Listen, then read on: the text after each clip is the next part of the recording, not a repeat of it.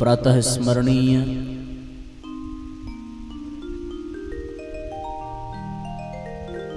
इस युग के युग व्यास युग ऋषि संत सुधारक समाज सेवी तपोनिष्ठ वेद मूर्ति अखिल विश्व ब्रह्मांड नायक के प्रज्ञावतार परम पूज्य गुरुदेव एवं आदिशक्ति परम वंदनीय माता जी के सूक्ष्म उपस्थिति में पंचदिवसीय श्रीमद् पावन प्रज्ञा पुराण एवं नवकुंडीय गायत्री महायज्ञ के इस कार्यक्रम के पंचम सत्र में हम सभी प्रवेश करने जा रहे हैं। दीप यज्ञ का पावन पर्व और दीप यज्ञ के साथ इस अनुष्ठान की पूर्णाहुति एवं इस 5 दिवसीय कथाक्रम का विश्राम दिवस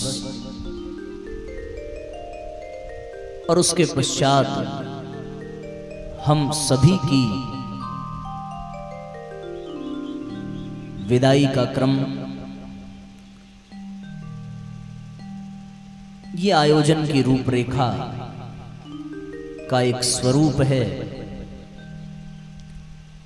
विधियां हैं, लोकाचार है, जिसे हम सबको पूरा करना होता है।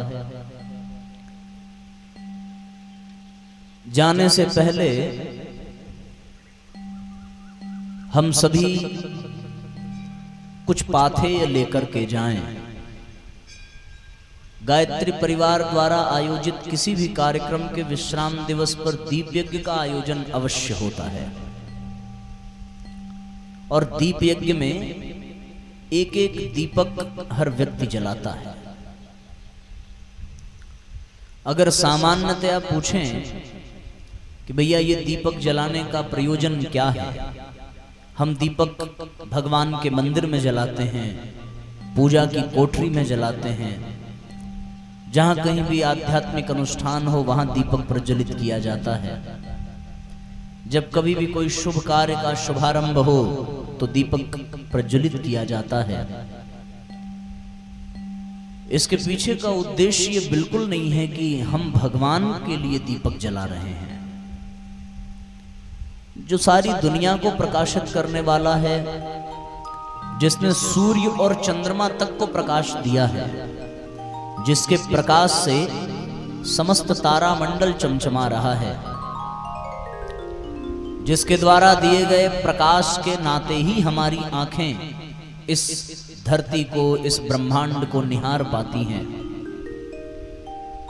जगत प्रकाश्य प्रकाशक रामू, सारे जगत को प्रकाशित करने वाला वो परमात्मा, उसे हम दीपक प्रज्वलित करके प्रकाश दिखावें, इस उद्देश्य से दीपक जलाना बिल्कुल निरर्थक हो जाता है।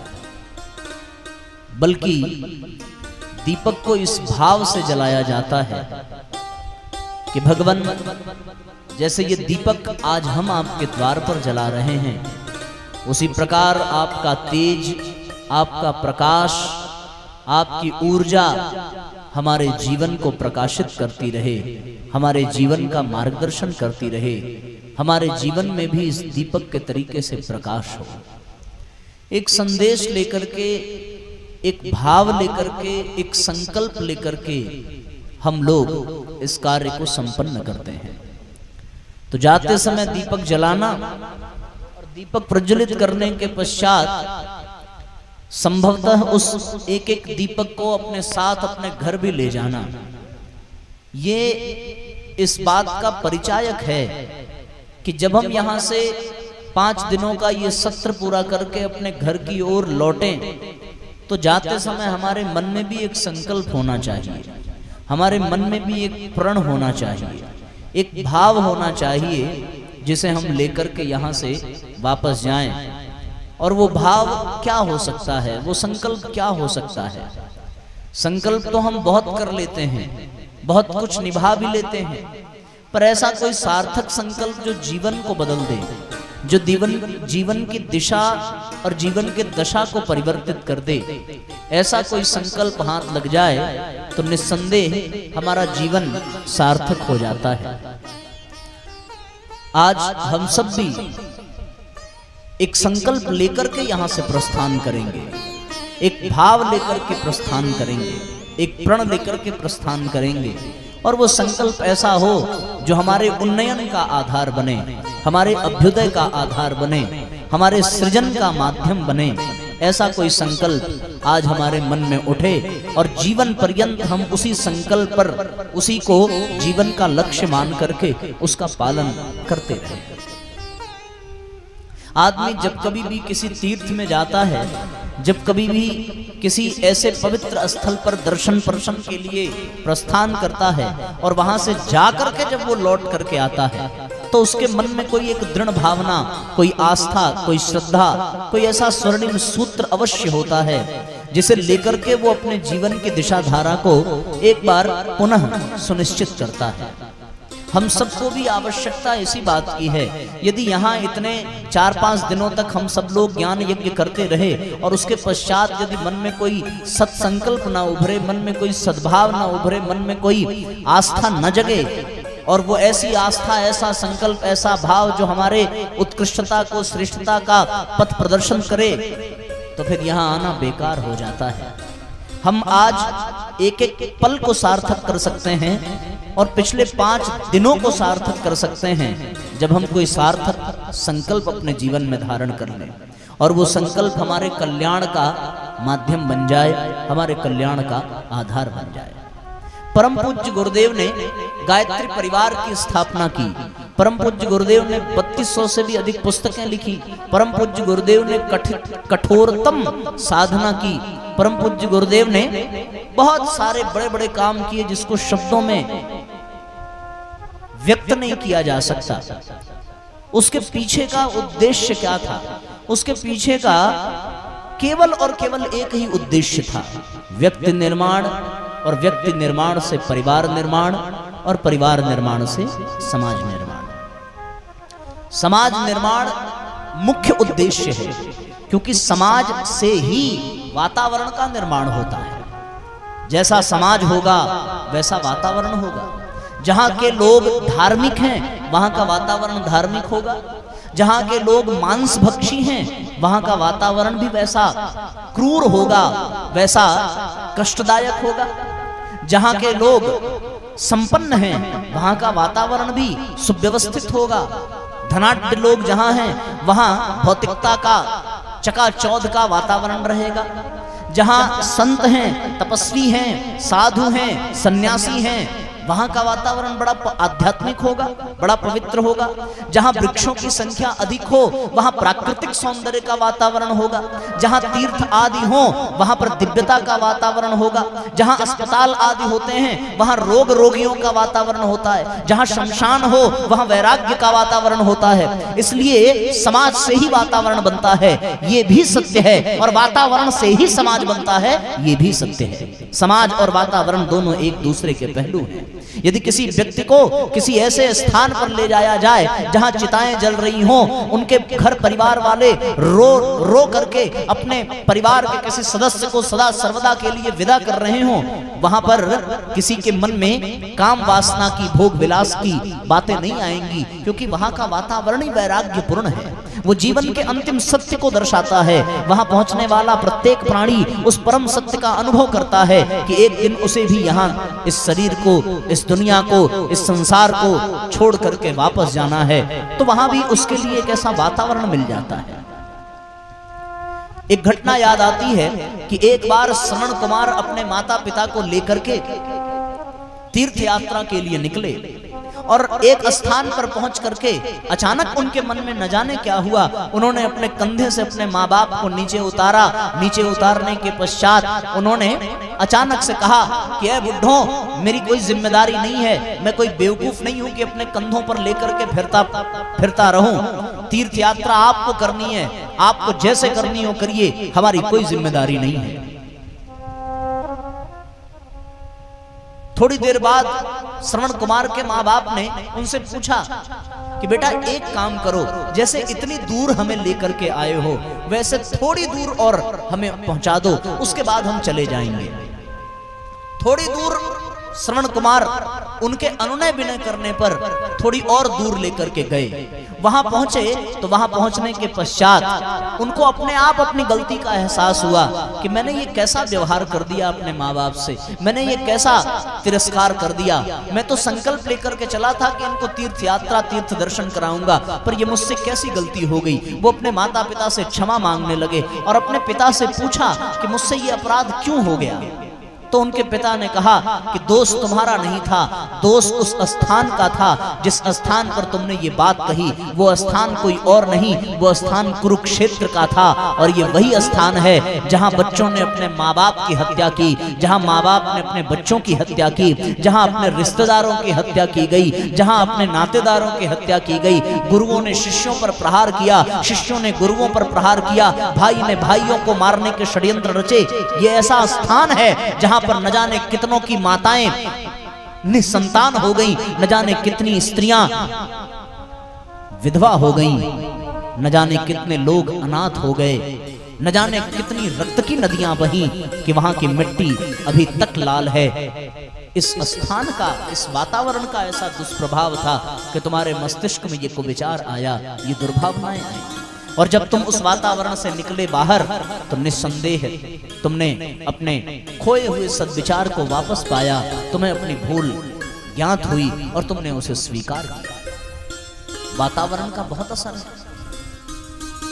वातावरण जैसा होता है समाज वैसा होता है, और समाज जैसा होता है वातावरण भी वैसा ही होता है। दोनों एक दूसरे के पहलू हैं।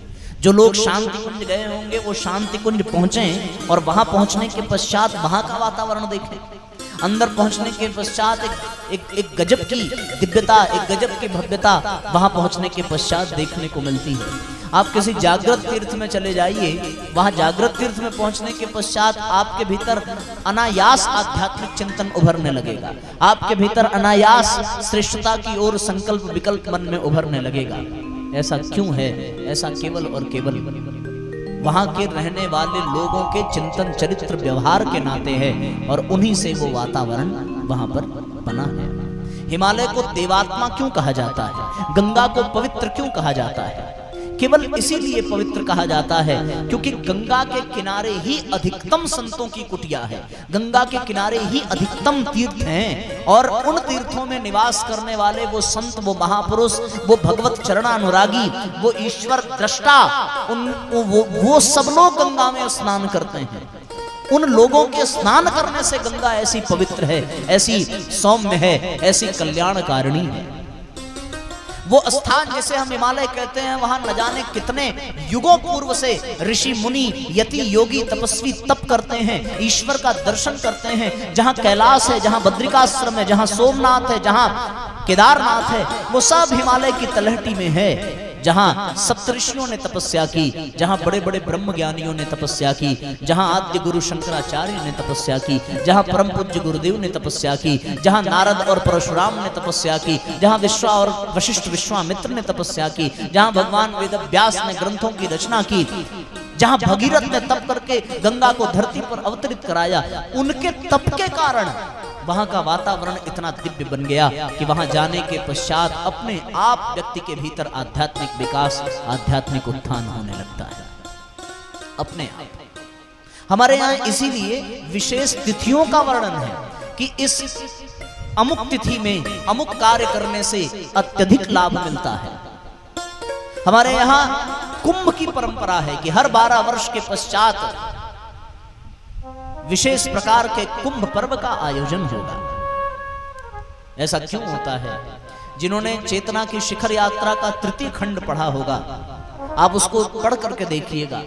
उसमें एक छोटी सी घटना है, उसमें बड़ा सुंदर उल्लेख है। श्रद्धेय डॉक्टर साहब ने लिखा है कि एक व्यक्ति के मन में इच्छा जगी कि गंगा नदी तो प्रतिदिन वैसे ही बह रही है, फिर कुंभ में स्नान करने से क्या लाभ मिलने वाला है, कौन सा परिवर्तन, तो कभी भी जाकर के कर सकते हैं। पर कुंभ में ऐसा क्या हो जाता है कि गंगा नदी में स्नान करने पर अत्यंत महात्म्य बताया गया है।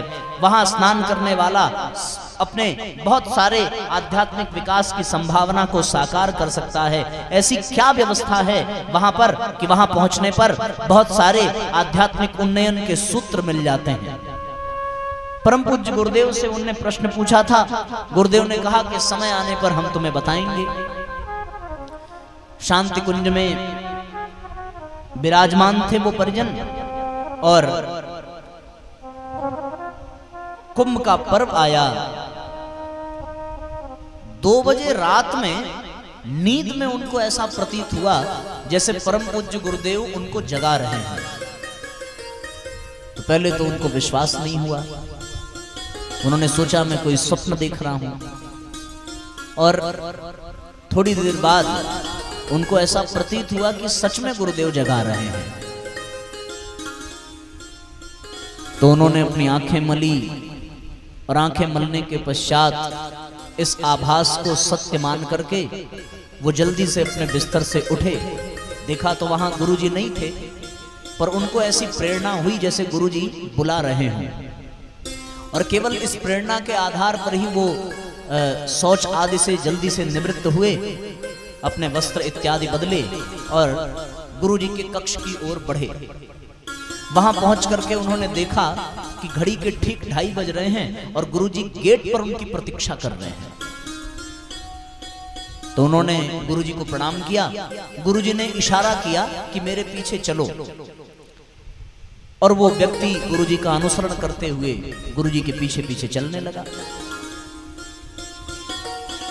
अब जो लोग हरिद्वार गए होंगे उन्होंने सप्तधारा को देखा होगा कि गंगा की 7 धाराएं हैं, और गंगा की 7 धाराएं इसलिए 7 में विभाजित हुई कि सप्तऋषि जब तप कर रहे थे तो माँ गंगा प्रवाहित होती हुई आई, उनके तप में व्यवधान न हो, इसलिए उन्होंने अपने आप को 7 भागों में बांट लिया। तो गंगा की हरिद्वार में 7 धाराएं हैं। वहां पर एक बहुत बड़ा, बहुत कई तल्ले का मंदिर है, भारत माता मंदिर। उसके सबसे ऊपरी तल्ले पर, 6वें तल्ले पर से अगर आप देखेंगे तो वहां से गंगा की 4-5 धाराएं दिखती हैं, 2 धारा फिर भी नहीं दिखती है। तो वो गुरुजी का अनुसरण करते हुए जाने लगे। रात के 2:30 से 3 बजे की बात है, बिल्कुल ब्रह्म मुहूर्त का समय। गुरुजी आगे आगे चल रहे हैं, वो परिजन गुरुजी के पीछे पीछे चल रहे थे। वहां जाते जाते गुरुदेव ने गंगा की एक धारा पार की, और गुरुजी की प्रेरणा से वो भी गंगा की एक धारा पार करते हैं। फिर दूसरी पार की, फिर तीसरी पार की, फिर चौथी धारा भी पार की। 4 धारा पार करने के पश्चात 5वीं धारा में गुरुजी जाकर के रुके, और गुरुजी ने इशारे से संकेत किया कि यहीं बैठ जाओ और नेत्र बंद करके ध्यान करो। गुरुजी भी वहीं बैठे, वो परिजन भी वहीं बैठे। थोड़ी देर बाद जब वास्तव में गुरुदेव की कृपा से वो ध्यान में प्रवेश पाते हैं तो उनको शंख की ध्वनि सुनाई पड़ी, और शंख की ध्वनि के साथ बड़ी जोर से ऐसा प्रतीत हुआ जैसे कई सारे लोग वहां एकत्रित हैं और आपस में बातचीत कर रहे हैं। जबकि जब वो ध्यान में वहां बैठे थे तो वहां उनको कोई दिखाई नहीं दिया, बिल्कुल सुनसान, एक परिंदा तक नहीं था। पर ध्यान में प्रवेश करते ही जब उन्होंने अंतर जगत की यात्रा की, अंतर्दृष्टि से देखा, तो उनको लगा कि शंख की ध्वनि हो रही है, और न जाने कितने लोग आपस में चर्चा कर रहे हैं, आपस में बातचीत कर रहे हैं। उन्होंने नेत्र खोला, और नेत्र खोलने के पश्चात मानो उनको गुरुदेव की कृपा से सूक्ष्म दृष्टि प्राप्त हुई हो, और वो सूक्ष्म जगत को स्पष्ट देख सकते हो। तो उन्होंने क्या देखा कि एक अंतरिक्ष से बहुत बड़ा पक्षी अपने पंखों में एक बहुत बड़े कलश को धारण करके वहां उस ओर उड़ता हुआ आ रहा है, और जैसे ही वो पक्षी गंगा नदी के ऊपर आया, उसने अपने पंखों में फंसाए हुए कलश को पलट करके, ऐसे होता है ना कि कलश को उलट करके उसमें जो भी सामग्री थी उसको पलट करके उस नदी में वो गिराता है।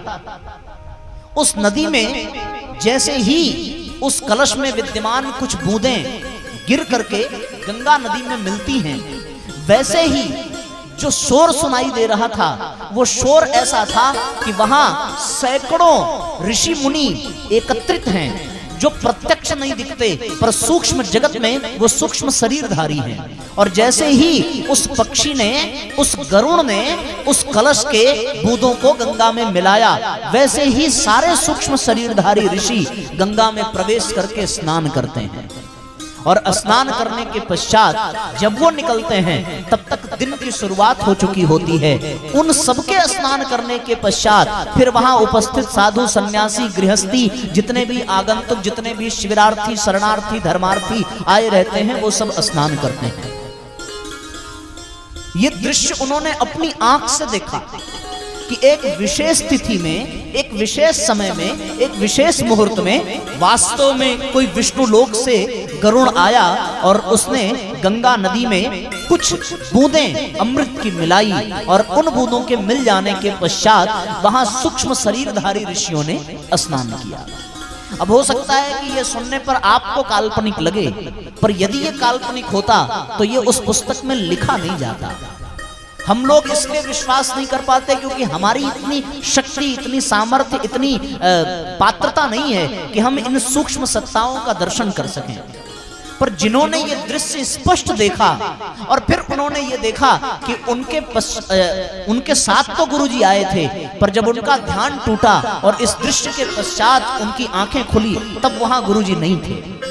उसके पश्चात वो सवेरे के 6 बजे तक वहां पर विद्यमान रहे और फिर वो उठ करके शांति कुंज वापस गए। जब वो शांति कुंज पहुंचे तब उन्होंने परम पूज्य गुरुदेव की ओर देखा और गुरुजी खिड़की में से देख करके उनको यह आश्वासन दिला रहे थे कि तुमने कुंभ पर्व की महत्ता, कुंभ पर्व की विशेषता को जानने की इच्छा जताई थी, जिज्ञासा जताई थी, सो मैंने तुम्हें उसका दर्शन कराया। ऐसा सुंदर प्रमाण ये कैसे संभव है साथियों? ये संभव है उस आध्यात्मिक वातावरण के कारण। और ऐसे दिव्य वातावरण में, ऐसे दिव्य मुहूर्त में, दिव्य तिथि में और दिव्य संकल्प के साथ जब कोई उस पर्व में गंगा नदी में स्नान करता है तो निस्संदेह उसके भीतर बहुत बड़ा आमूलचूल परिवर्तन होना स्वाभाविक है, क्योंकि अब उसकी चेतना सामान्य नहीं रह जाती, वो असामान्य हो जाती है। तो हमारे यहाँ कुंभ पर्वों की बड़ी महिमा है। आपको जानकारी होगी और नहीं हो तो होनी चाहिए कि हमारे देश में 4 जगह कुंभ पर्व आयोजित किया जाता है। और ये कुंभ पर्व आयोजित करने के पीछे का उद्देश्य जानने से पहले आप वो 4 स्थान जानिए जहां जहां पर कुंभ पर्व का आयोजन होता है। हर 12 वर्ष पर कुंभ पर्व का आयोजन और फिर हर 6 वर्ष पर अर्ध कुंभ का आयोजन, ये परंपरा हमारे ऋषियों ने बनाई है। इसके पीछे शास्त्रों में जो कथा है वो ये तो है ही है कि समुद्र मंथन के पश्चात अमृत कलश को लेकर भागने और असुरों और देवताओं की छीना झपटी में कुछ अमृत की बूंदें टप टप टप जमीन पर गिरी और जमीन के जिस हिस्से में गिरी वहीं पर कुंभ पर्व का आयोजन होता है। और वो स्थान 4 कौन कौन से हैं? पहला प्रयाग, दूसरा नासिक, तीसरा उज्जैन और चौथा हरिद्वार। प्रयाग में संगम के किनारे, नासिक में गोदावरी के किनारे, उज्जैन में शिप्रा नदी के किनारे और हरिद्वार में मां गंगा के किनारे। इसके भी अपने अपने मुहूर्त हैं। माघ मास में प्रयागराज में कुंभ पर्व का आयोजन होता है, भाद्रपद में नासिक में कुंभ पर्व का आयोजन होता है और वैशाख में कुंभ पर्व का आयोजन उज्जैन में होता है। इसके पश्चात चैत्र में कुंभ पर्व का आयोजन मां गंगा के तट पर हरिद्वार में होता है। और ये समय कौन निर्धारित करता है? ये अंतरिक्षीय गणना के अनुसार, ज्योतिष गणना के अनुसार ये निर्धारित होता है। ऐसा माना जाता है कि जब मकर राशि में सूर्य और चंद्रमा प्रवेश करते हैं और बृहस्पति वृषभ राशि में प्रवेश करता है, तब हरिद्वार में तब प्रयागराज में कुंभ पर्व का आयोजन होता है, मकर संक्रांति के पावन पर्व पर। इसी प्रकार जब सूर्य और चंद्रमा कर्क राशि में प्रवेश करते हैं और बृहस्पति सिंह राशि में प्रवेश करता है, तब नासिक में कुंभ पर्व का आयोजन होता है। तत्पश्चात उज्जैन में कुंभ पर्व का आयोजन तब होता है जब सूर्य और चंद्रमा मेष राशि में प्रवेश करते हैं और बृहस्पति सिंह राशि में प्रवेश करता है। और हरिद्वार में कुंभ पर्व का आयोजन तब होता है, हरिद्वार में तब होता है जब दोनों मेष में, और उज्जैन में तब होता है जब सूर्य मेष में, चंद्रमा तुला राशि में प्रवेश करता है। अलग अलग तिथियां हैं, तब जाकर के कुंभ पर्व का आयोजन होता है। और ये सारी बात मैं आपको इसलिए बता रहा हूं क्योंकि प्रज्ञा पुराण का वो खंड जिसकी चर्चा आज हम करने जा रहे हैं, वो कुंभ पर्व पर ही आयोजित हुआ था। उसकी चर्चा कुंभ पर्व पर ही हुई थी। और कहाँ हुई थी? प्रयागराज में हुई थी।